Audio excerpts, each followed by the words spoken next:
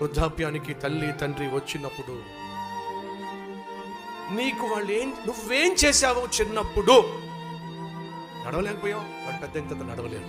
కూర్చోలేకపోయావు, పెద్ద అయిన తర్వాత వాడు కూర్చోలేరు. చేయి సహాయం ఇస్తే తప్ప నువ్వు లేవలేకపోయావు, పెద్ద అయిన తర్వాత చేయి సహాయం ఇస్తే తప్ప వాడు లేవలేరు.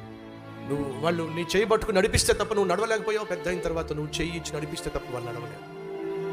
ఎందుకంటే చిన్నప్పుడు నీ నోట్లో పళ్ళు లేవు, పెద్ద అయిన తర్వాత వాళ్ళ నోట్లో పళ్ళు ఉండవు. చిన్నప్పుడు నీకు తెలియకుండానే మంచం తడిపేస్తావు, పెద్ద అయిన తర్వాత నీకు తెలియకుండానే, వాళ్ళకు తెలియకుండానే. నువ్వు ఏ విధంగా చిన్నప్పుడు తడిపేశావో, అలా తడిపేసినప్పుడు ఏ విధంగా వాళ్ళు శుభ్రం చేశారో అదే విధంగా పెద్ద అయిన తర్వాత వాళ్ళు తడిపేస్తారు.